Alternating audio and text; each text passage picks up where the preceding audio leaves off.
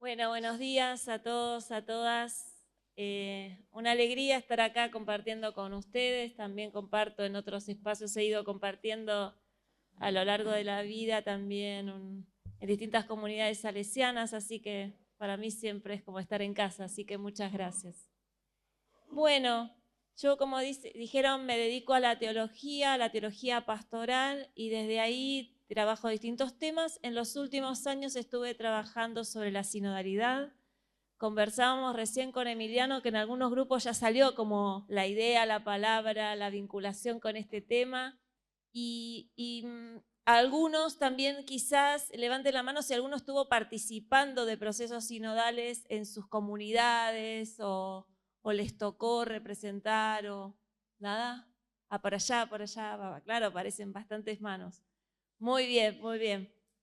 Así que también, básicamente, la sinodalidad, que la palabra significa caminar juntos, es básicamente una experiencia y nosotros ahora queremos puntualizar cómo se está pensando a nivel general esta experiencia de caminar juntos como iglesia y con otros y otras y cómo eso puede ser un aporte para renovar las prácticas, cómo pensamos lo que hacemos con los jóvenes entre nosotros todo el tiempo.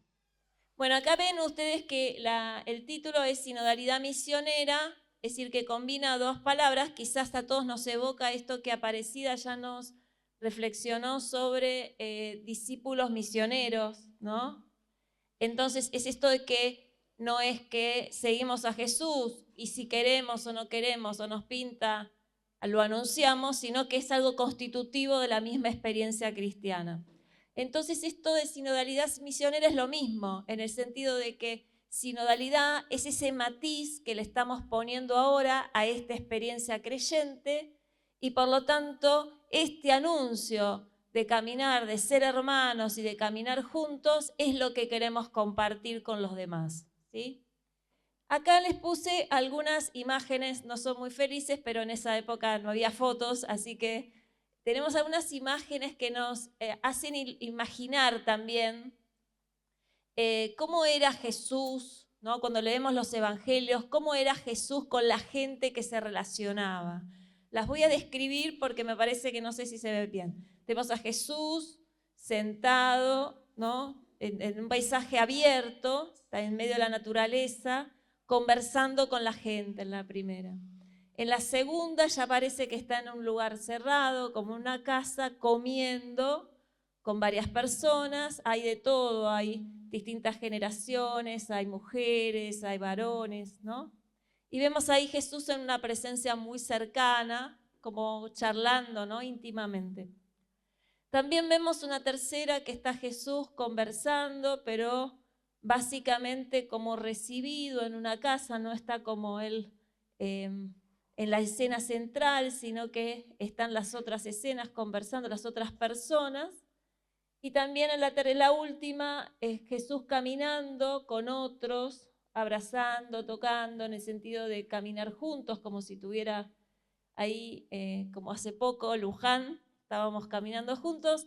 Entonces, y también sabemos que Jesús cuando se acercaba a las personas dolientes también las comprendía, ¿no? Quizás a través de un gesto también las sanaba. Este es nuestro escenario un poco de lo que vemos. Y esto nos hace imaginar qué tipo de persona, qué tipo de varón es Jesús, ¿sí? Cómo se comporta con los demás, qué es lo que él le daba sentido a su vida, qué es lo que, cómo él se movía, en qué gastaba su tiempo. Jesús en muchos relatos del Evangelio, en la conversación con la gente, él va terminando de comprender ese anuncio para esa persona concreta, ese anuncio para esa comunidad. También vimos que come con la gente, que comparte lo cotidiano, que comparte ese momento de intimidad profunda y que comparte otras cosas, su tiempo, su vida. Y por último también que enseña de una forma más protectora, enseña, cuida, protege, ¿no? Entonces esos son un poco acciones, un perfil de Jesús entre la gente. Y acá vemos que la Iglesia estuvo realizando, luego del Concilio Vaticano II, Pablo VI propuso una práctica que se había dado a lo largo de los siglos. Quizás algunos que estén más en los procesos sinodales tenemos este primer sínodo, lo que se considera como el primero, que es en Jerusalén, Hechos 15, donde frente a una dificultad en las comunidades se reúnen los representantes de las comunidades y bastante abiertos, se reúnen ahí los discípulos, imaginamos discípulas, se reúnen para ver cómo resolvían esa situación, ¿no? Y básicamente toman de la memoria, de lo que ellos habían aprendido de las escrituras, elementos para discernir la situación que tenían delante y seguir como una comunidad que fuera capaz de seguir anunciando ese Jesús resucitado. Entonces eso es Hechos 15 básicamente, y entonces Pablo VI después del concilio vuelve a proponer que se realicen los sínodos, que es esto, la palabra significa caminar juntos, estas reuniones que van a ser en ese momento como por los representantes que son los obispos a nivel universal, pero también a nivel local, es decir, que cada obispo también en su iglesia local proponga estos discernimientos comunitarios a los cristianos que están en su territorio para ir haciendo los discernimientos pastorales, los discernimientos de cómo seguir siendo cristianos en el aquí y ahora. Nosotros vemos ahí que la primera foto es la foto de cómo empieza el Concilio Vaticano II. El Concilio Vaticano II, en tiempos de no digital, 1962, lleno de papelitos que iban y venían para los obispos del mundo, dura del 62 al 65, ¿no? Y ahí van haciendo distintas asambleas. Entonces, empieza de una forma, pero la comprensión que esos mismos que estaban haciendo el discernimiento, como ustedes a lo largo de estos 3 días van como creciendo en la comprensión de lo que quieren pensar y reflexionar, va también profundizándose. Y los 2 últimos textos del Concilio Vaticano II que se firman casi al final, ya cerraba, es Gaudium et Spes, la relación de la Iglesia con el mundo, y Dei Verbum, la comprensión de cómo Dios se comunica con nosotros. Y esos serán los 2 textos centrales para entender este dinamismo sinodal, ¿no? Nosotros creemos en un Dios que se revela en la historia, creemos en un Dios que se hace presente y que siempre tiene una palabra actual para cada uno y para el pueblo en cada tiempo. Entonces el sínodo está siempre al servicio de discernir cuál es la palabra de Dios hoy y aquí. Ese es básicamente, ¿no?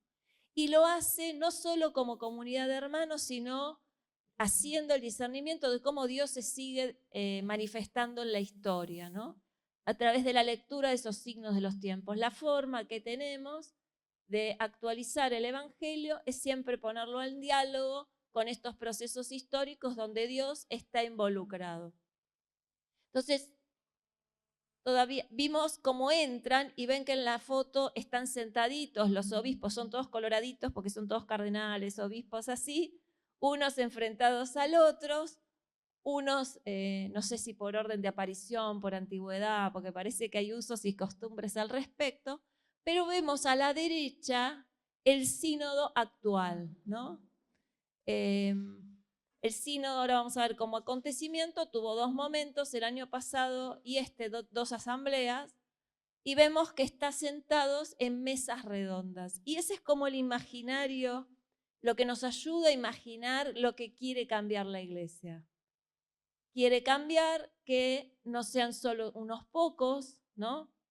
Y sentados, y que lo que vale son como los cargos, las funciones, sino la dignidad del pueblo de Dios en diálogo, ¿no? Vemos una foto también que hubo otros sínodos antes, quizás a nosotros nos importó un poco las reflexiones de Christus Vive, de este sínodo de la juventud, y vemos en la mesa de abajo que también hay, a diferencia de otros, presencias de personas que no son obispos, que no son cardenales, que son laicos, religiosos, religiosas, y ahí entraron laicos, laicas, también las mujeres. O sea que hay una presencia como unas 50 mujeres, me parece, o menos. Ahora no me acuerdo el número. Bien, entonces el sínodo lo podemos definir así, como una apuesta por estar entre la gente y caminar juntos, no solo entre la gente, es entre los cristianos, pero no solo, también con el resto de la humanidad, escuchar y conversar y aprender unos a otros. Decíamos que Jesús no es que tenía como un chip y lo entregaba a cada uno, no tenía el papelito cerrado, sino que en la conversación iba haciendo ese discernimiento de cuál era la buena noticia de Dios para esas personas concretas. Entonces estamos dispuestos además como un servicio a enseñarnos mutuamente y a cuidar a los más vulnerables o vulnerados. Hay una prioridad en el sínodo también de escuchar la voz y que esa voz esté presente de todas las personas que se sientan vulneradas por nosotros, especialmente por los cristianos. Y por eso salió también mucho el tema de los abusos de poder, los abusos sexuales, los abusos de conciencia. Salió bastante claro en el sínodo. E implica compartir la vida, compartir los dones, reconocer los dones que los demás tienen para ofrecer en la comunidad, no pensar que solo algunos tienen algo que ofrecer, sino que todos tenemos algo que ofrecer para hacer crecer la presencia del reino en la humanidad. Y eso tiene una expresión celebrativa, festiva, que es en los modos que hacemos la mesa eucarística, cómo celebramos a este Dios de la vida que está en medio nuestro recreando nuestra iglesia y también nuestra historia. Entonces, básicamente, si tenemos, me pidieron, disculpen, pero me pidieron que tenía que dar algo ahí de fundamento. La sinodalidad podemos entenderla en 3 ejes. Son acontecimientos, estamos ahora nosotros reunidos acá, pero está reunido la segunda asamblea en Roma. Son 2 asambleas y yo les quería mostrar también esta foto que ahí se ve la diversidad de los sinodales, ¿no? Hay muchas preguntas sobre si esto que hizo el Papa Francisco se va a mantener. Hubo una discusión sobre el tema del nombre, sigue siendo un sínodo de obispos, ese es el nombre técnico. Sin embargo, hay un número, no sé si un 20, un 30% de personas que no son ministros ordenados. Que dije religiosas, religiosos varones, diáconos, presbíteros y mujeres, ¿no? También la presencia de mujeres. Entonces, está esta presencia de la diversidad del pueblo de Dios.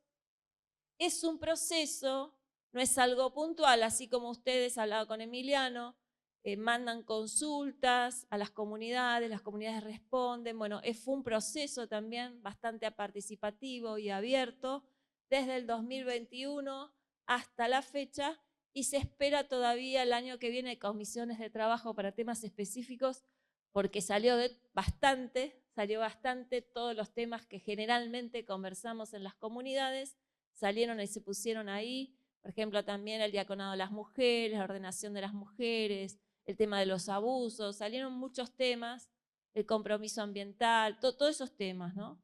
El lugar protagónico de los pobres. Entonces, es un proceso y es un estilo o una espiritualidad. Es decir, es como un acento de cómo ser cristianos hoy, ¿no? No es que eso no estaba, pero hoy nos parece especialmente relevante. ¿Qué es lo especialmente relevante? Que todos puedan tener un lugar protagónico en la comunidad eclesial. Que la agenda sea también participativa, que sea una agenda que construimos entre todos. ¿Eso es fácil? No, no es fácil. No es fácil en lo concreto, no es fácil en las comunidades. No todos lo entendemos de la misma manera. No todos opinamos lo mismo de los temas. Eso es la diversidad es lo propio de entre los seres humanos. Entonces, por eso este camino sinodal. El documento de trabajo lo trató, es largo, pero voy a rescatar acá algunos aspectos, lo trabajo así. En Cristo, luz de la gente, que es la clave del concilio, somos un único pueblo de Dios. También, no solo la Iglesia Católica, sino con los otros hermanos de otras denominaciones cristianas. Llamados a ser signos, instrumentos de la unión con Dios y de la unidad de todo el género humano, o de una especie. Lo hacemos caminando juntos en la historia, viviendo la comunión que se alimenta de la vida trinitaria, promoviendo la participación de todos con vistas a la misión común. Si nosotros queremos brindar este anuncio de Jesús, y acá aparece algo que es importante, es que venimos profundizando en el siglo XX y ahora con el dinamismo sinodal, de la importancia de ser testigo de que Dios no está solo, lejos, sino que está entre nosotros y que Él también es comunidad. Entonces esa experiencia comunitaria de Dios que es tan difícil, uno y trino, esto de que Dios sea familia, de que Dios sea comunidad, es el anuncio que queremos hacer hoy. Me gusta mucho, hay varios autores que reflexionan sobre qué es la sinodalidad, pero un teólogo latinoamericano, Pedro Trigo, va a decir que la sinodalidad es la forma que tenemos los cristianos de ser humanos, ¿no? Es decir, que ese proyecto de hermandad que está en el reino, en el horizonte del reino, la forma en que tenemos nosotros y que es universal para todos de concretarla y de ser testigos del evangelio de hoy es ser sinodales, ¿sí? Y me importa porque entonces no es un debate sobre cómo comprendemos la iglesia, sino cómo nos comprendemos a nosotros mismos. Y por eso se puede anclar fuertemente en una espiritualidad, ¿no? La forma, nuestro núcleo interior más profundo es lo que va a anclar ese dinamismo de humanización que tenemos por delante, cada uno de nosotros y cada una de las personas que acompañamos y nuestras comunidades. Lo hacemos, retomo el texto anterior, lo hacemos ya imaginando quiénes queremos ser, y queremos ser otros Cristos, ¿no? Es decir, nuestro ideal de ser humano es Jesús. En Él apoyamos nuestro proyecto. Espera, no, volvamos.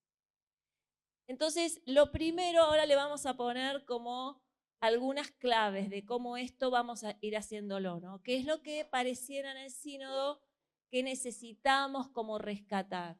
Necesitamos tener más protagonismo todos.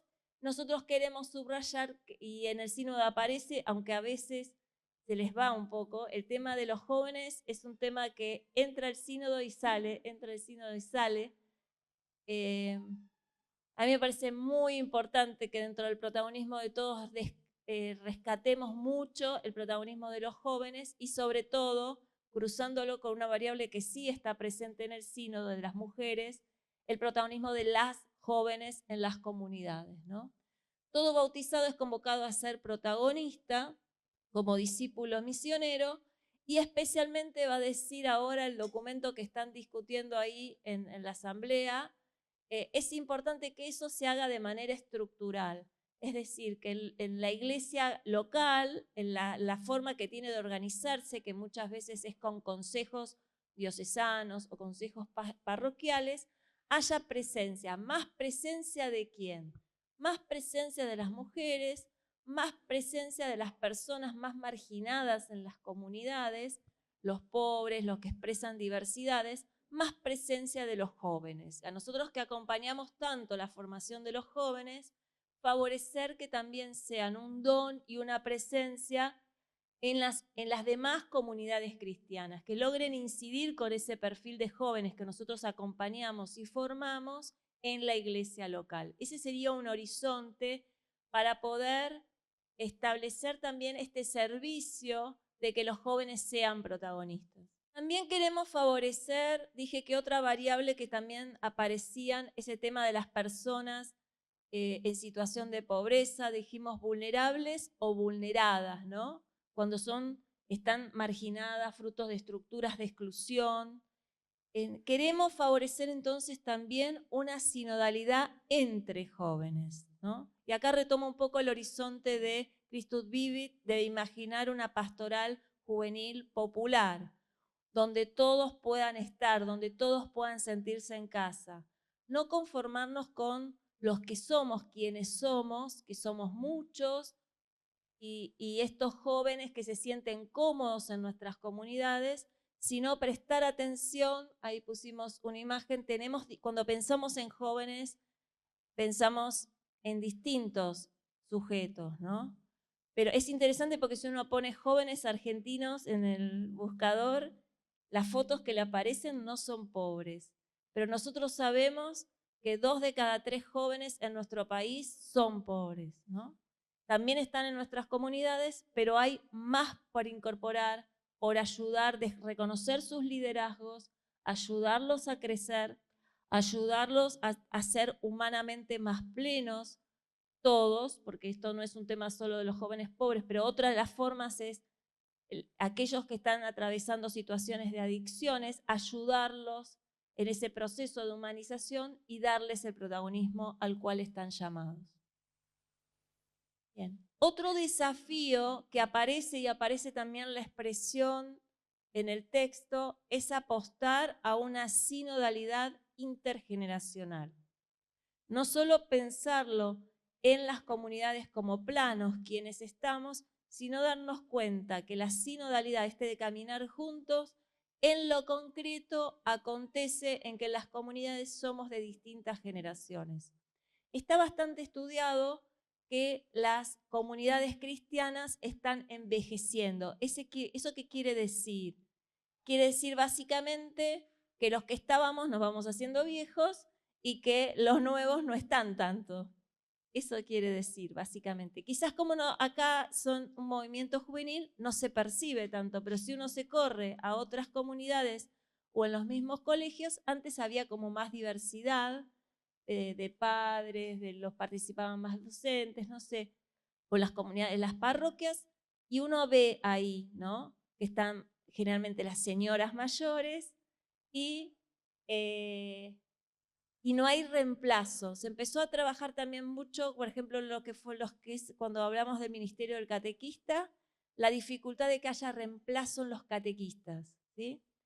El reemplazo de los catequistas, que habitualmente es un servicio de las catequistas, está difícil. Es decir, si los jóvenes no están tanto en las comunidades, las que menos están son las jóvenes. Vamos a ponerle el cascabel al gato, ¿sí?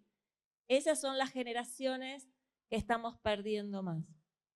Entonces, un gran compromiso. ¿Y cómo se tiene que dar este compromiso? Bueno, hay un par de estudios también en el que estuvo involucrado en este estudio del Selam Blake y Ariel Fresia. Hay que lograr 2 dinamismos. Por un lado, dejarle el protagonismo a los jóvenes de que recreen la cultura. Es decir, ellos ya tienen su cultura, ¿cómo hacer ese diálogo con la fe, no? Bueno, hay cosas nuevas, distintas, dejar ese lugar. Pero por otro lado también en los jóvenes reconocer que algo que tienen los mayores y que les pueden compartir puede ser significativo. Entonces es una doble conversión, es una conversión de los grandes, de dejar que el cristianismo se actualice de una manera nueva y a veces podría parecer contradictoria como la vivimos nosotros, y por otro lado, en las nuevas generaciones, hacerse la pregunta si algo de la experiencia que tienen estos viejitos que están en las parroquias, en las comunidades, puede aportarles, si realmente algo puede aportar. Ojo, porque el cambio generacional es rapidísimo ahora.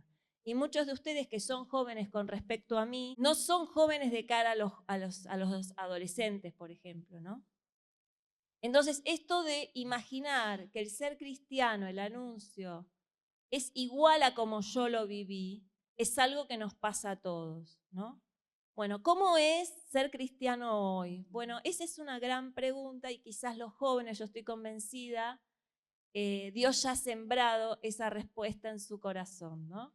Es ayudarlos a desplegarla, ayudarlos a ser esos cristianos de hoy y del mañana. Pero ahora vamos a poner como 2 focos y uno es también la sinodalidad, caminar juntos en esta época se juega por nuestra recomprensión de la relación que establecemos con el ambiente, ¿no? Con la creación. Hay algo en esa relación que no viene funcionando. Esto que no viene funcionando, no todos tenemos las mismas responsabilidades, porque hay responsabilidades estructurales, hay distintas responsabilidades por los países, no todos estamos marcando la cancha, de lo que está pasando en estos temas, pero todos tenemos la responsabilidad de liderar ese cambio, esa transformación, de no quedarnos de los brazos cruzados y entender que hay un designio de amor de Dios en la creación que nosotros no estamos sabiendo caminar juntos con Él, no estamos descubriendo. Lo que Dios nos quiere decir hacia esa presencia que Él establece en la creación, la estamos dejando de lado y la estamos aplastando. Entonces, nosotros, como en esta generación actual que empezamos a descubrir, el movimiento ambiental es un movimiento del siglo XX, atraviesa todo el siglo XX, pero los cristianos como que vamos llegando tarde, ¿no? Lo dejamos como medio de lado, pero fue un proceso cultural de todo el siglo XX. En el sínodo también se está reflexionando esto. Si decimos que la sinodalidad es el modo que tenemos los cristianos de ser humanos, hoy somos humanos también en una dimensión espacial que incluye lo digital. Acá uno no sabe nunca cómo decirlo para decirlo bien, porque los marcos teóricos cambian todo el tiempo. Pero queremos decir, hay algo en la transformación nuestra, a nosotros nos pasa, ¿no? Hay una forma distinta de ser humano a partir de la transformación digital. Por lo tanto, la sinodalidad también se juega en la experiencia digital, ¿sí? Ahí vimos como todo que habremos escuchado relatos opositores, lo digital no es plenamente humano, no es un encuentro plenamente humano. También tuvimos experiencias, hay un antes y un después en el discurso eclesial después de la pandemia, también en la educación. Tuvimos experiencias de que hay algo que sí puede ser mediado, hay un tipo de encuentro que se puede dar. Y después de la pandemia también dijimos, y hay otro tipo de encuentro que no se puede dar, ¿no? Pero la cuestión es que vino para quedarse, nosotros nos reconfiguramos a partir de esa dimensión y por lo tanto caminar juntos también es imaginar caminar juntos y favorecer la fraternidad y la sororidad, favorecer la hermandad en esos espacios digitales. Algo que no aclaré, técnicamente un sínodo siempre lo convoca un obispo. Es decir, sínodo igual obispo. Ahora, eso es un proceso técnico. Por ejemplo, muchos obispos hacen asambleas porque no quieren meterse en el rollo del sínodo, que ya está todo nomenclado, lo que tienen que poner, cuántos tienen que poner, etc. Entonces, el espíritu sinodal es un espíritu participativo que da protagonismo, que quiere escuchar, que quiere dar cabida a todos. Ese es el espíritu sinodal. Y se puede concretar en muchas modalidades asociativas. De hecho, uno puede imaginar los modelos asociativos, cómo pueden favorecer esos procesos sinodales, ¿no? Vamos a hacer esas dos distinciones. Así que la mayoría de nosotros, la invitación es afianzar un modelo participativo, de protagonismo, de conversación, de escucha en las comunidades concretas donde nosotros estamos, no hacer sínodos, digamos, ¿no? Bien, yo pienso que hay estas siete acciones que son importantes si queremos dinamizar este estilo sinodal de ser iglesia.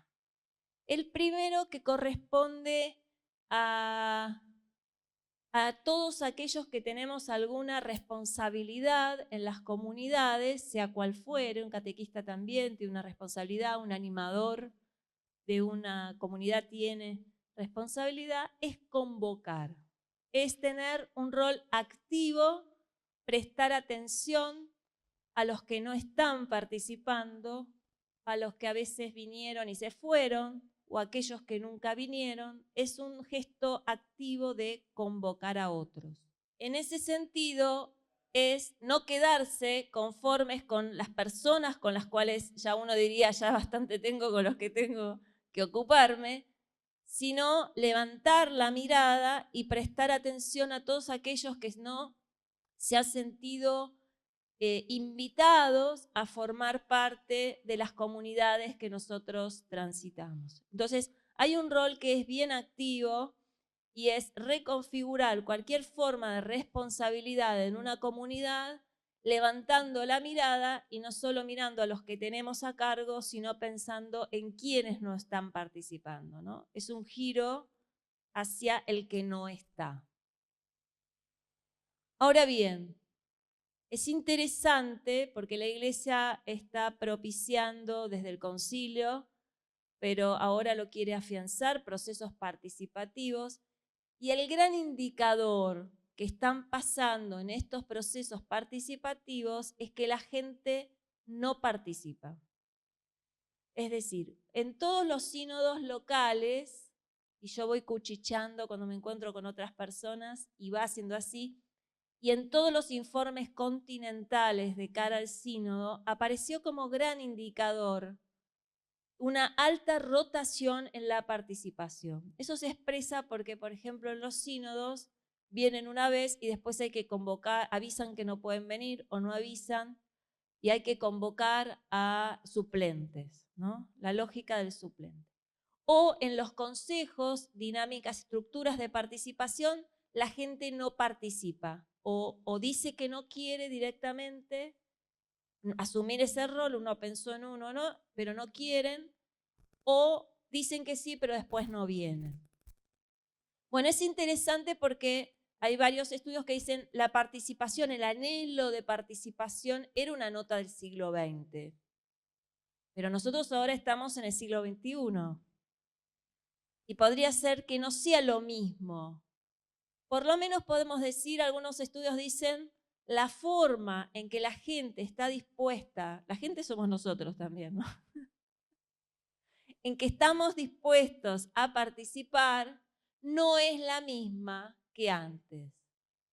¿Y cómo estaríamos dispuestos a participar? Bueno, tiene que haber, eso es como bastante profundo, pero tendría que haber una convergencia entre lo que estoy percibiendo que son mi proyecto personal y ese proyecto que me están proponiendo, comunitario, colectivo.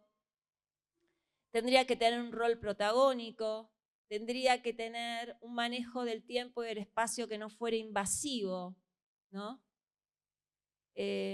Marqué este tema del fin de semana, el manejo de los tiempos ahora, en todo lo que nosotros hacemos, los nuevos perfiles no tienen el mismo manejo del tiempo y disponibilidad.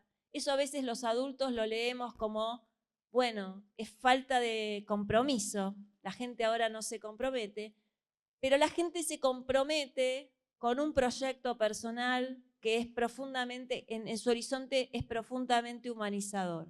Bueno, no lo queremos resolver, yo ahora por lo menos no lo quiero resolver, sobre todo porque no sé resolverlo, pero lo pongo en cartera. No podemos seguir pensando la participación, este proyecto de sinodalidad participativo al modo del siglo XX, con códigos institucionales, con códigos que la gente no está dispuesta, menos los jóvenes, están dispuestos a atravesar, ¿no? Generalmente están apareciendo en todos los informes esto como diagnóstico.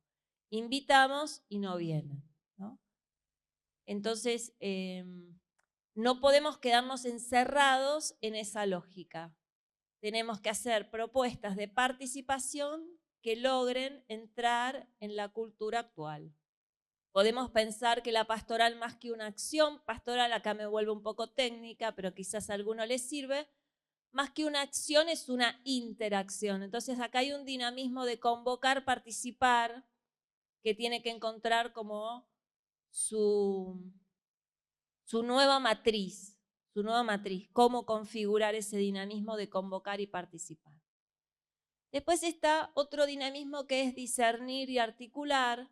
En los procesos sinodales nos importa que haya escucha, pero nos importa algo que se construye en la conversación, que es el discernimiento. El discernimiento puede ser personal, pero el discernimiento de las comunidades está llamado a ser así colegiado, podemos decir, articulado en la comunidad.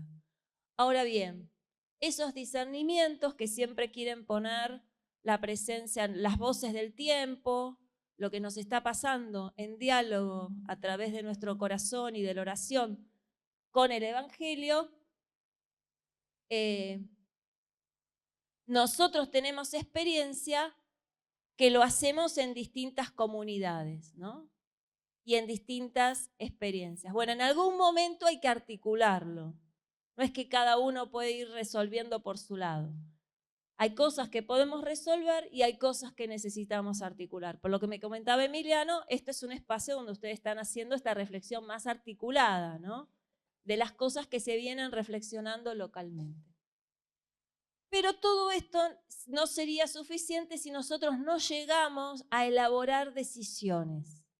Es decir, decisiones que pueden ser plurales, que aceptan la diversidad, pero estábamos en el punto A y queremos ir al punto B. Los procesos sinodales se juegan en las transformaciones propuestas y realizadas, no solo en los procesos mismos. Necesitamos, por eso ahora hay una gran atención sobre lo que está pasando en los procesos del sínodo, a ver si se van a dar algunos pasos o no se van a dar algunos pasos, ¿no?